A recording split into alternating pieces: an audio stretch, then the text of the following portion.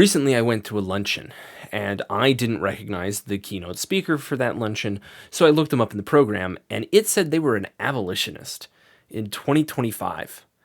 So I wondered what that meant, what they were actually doing, and once they started talking, it became clear that they are an abolitionist. They founded an organization that goes throughout the world combating slavery. I don't remember the man's specific name. We'll call him Mr. Man for the sake of the story, because his name's not that important. Once upon a time, Mr. Man was in an African country setting up a food bank when a woman approached him off the street and offered to sell him two young girls for $120.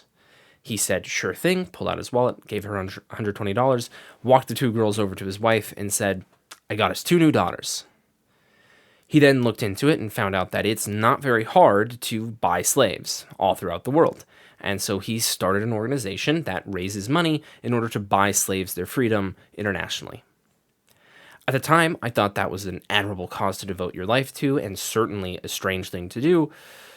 But then when I got in my car and I turned it on, it occurred to me, that man just told me he gives money to slavers, that he buys slaves and then frees them. And absolutely, freeing slaves is a great thing to do. But typically, when you give a business money, they grow. So, is what he's doing okay? That's what I've been thinking about for the last couple of weeks, and I've come to an answer. In some previous videos, I've outlined moral frameworks like the doctrine of double effect and classical utilitarianism. I don't want to go too in-depth into those and how those apply to this specific case. You can watch those videos for more in-depth discussion of those frameworks, but both of those have a point at which you're weighing the good against the bad, and I think they have a similar struggle with this question. So, thinking about when he paid $120 for the two girls, the good is really obvious. Two slaves were freed. Super.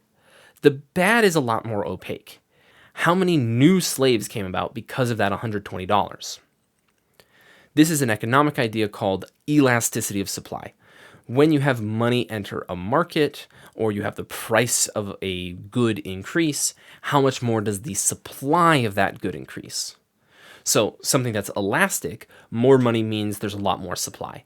Think of a MyPillow, where as more MyPillows sell, the factory starts printing out a ton of MyPillows. On the other hand, inelastic supply would mean that even though there's more money in the market, the overall supply doesn't go up. In the short term, agricultural products are inelastic. If tomorrow everyone in America decided they wanted to buy 10 pounds of potatoes, the supermarkets would quickly run out, and farmers would take months to meet this new demand. So at least over a window of time, the supply of potatoes is inelastic. More long-term, the supply of land is inelastic. We're not really getting any more of it. So the question I'm asking then is the slave trade elastic or inelastic in regards to supply? But it's actually more complicated than that, because the slave trade isn't global. There isn't actually just one. There's a lot of different regional slave trades, which means each region will have a different amount of elasticity in their supply, because how different regions get their slaves might be different. So whereas one area might get slaves through debt slavery, and thus more money means they can lend out more debt, and thus they accrue more slaves, in another area, slavery might be the result of a conflict, and so an increase in money doesn't really change how many people are enslaved in that area. Now, I couldn't find an answer to how elastic the market is in a global sense. I certainly couldn't find an answer in how elastic the slave trade is regionally. Now, admittedly, I'm not an economist. This isn't an area that I'm very familiar with, so the answer could be out there. But generally, I'm better equipped than the average person to find answers in academia. I finished all of college. I have a doctorate. I've worked on a peer-reviewed journal. I've been published in a peer-reviewed journal. If I can't find it, many people can't find it. But if you can, please comment below, because I would love to have an answer. Regardless, until somebody puts that comment down below, we're going to have to live in uncertainty. We're going to have to weigh those two girls definitely going free against an unknown number of people being enslaved. Well, we know that businesses are typically elastic. Typically, if you give money to a business, it grows. So that means it is likely that the number of people enslaved from that $120 is more than two, and thus these actions are wrong. But we do have reason to think that this slave market is pretty strange. Slavery is broadly illegal, and there is a finite number of people on the world, so there's reason to think that it is difficult for slavers to grow their business. Thinking about it abstractly isn't really working out. We're not finding objective answers to the negative effects. So let's bring it back down to the pragmatic level. Mr. Man paid $120 to free 2 slaves. Should he have instead said, "Sorry, I can't free you because I don't know the negative impact your owner will have with $120? No, obviously not. Obviously, that's a worse answer. So in that instant case, in the first incident he had, I think he did the right thing. Even though he doesn't know how negative the ramifications of his actions are, I think it was the right thing to do. Well, it's something different when he moves from that one organic incident into creating an organization that seeks out opportunities to pay to free slaves.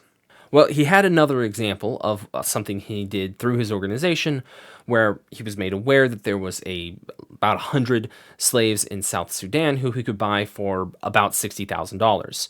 So he took out a loan and then he flew out to South Sudan and freed 100 slaves. Should he have instead said, "Sorry, I can't free those slaves until I commission a research paper on the supply elasticity in the South Sudanese slave market"? No, that also seems ridiculous. In no small part because those 100 slaves are in significant danger if he doesn't just pay for them, if he waits for a research paper to be finished. So I do think founding such an organization gives you some amount of duty to look into the negative ramifications of what you're doing, and if you find out that the negative ramifications are greater than your positive impact, you should probably stop. But in the uncertainty, Mr. Man's doing the right thing. In this moral weighing, I think what's really important is that we have certitude about what the good effect is, and we have uncertainty about what the bad effect is. I think there's a strong possibility that the $120 results in more than 2 slaves being taken, but I'm not certain about it. I am certain that $120 saved 2 slaves. So even though the potential downside is greater, I think Mr. Man was right to act on the certain upside. In a way, I realized I did all this thinking just to arrive at a bird in the hand is worth 2 in the bush. Sometimes smart people spend a lot of time working their way back to common sense. Other times we don't make it. But ultimately, I've arrived at there is an ethical way to buy slaves in 2025, which is to buy their freedom. Strange. I also think it's somewhat important to point out that Mr. Man claimed to have contacts with the CIA, FBI, and NSA, so he at least implicitly was suggesting that he's working to get rid of organizations that take people into slavery, but I'm a little bit more doubtful about the truth of those claims. If he's doing that as well, if he's both freeing people in slavery and combating criminal organizations taking people into slavery, I think that's all the better. Well, I'm Buck, Kansas. Thrilled that I'm not monetized yet. Probably never going to be monetized on this video. But please like, share, and subscribe. If you disagree and you think Mr. Man should figure out all the negative ramifications before he takes action, please let me know down in the comments below. Until next time, bye!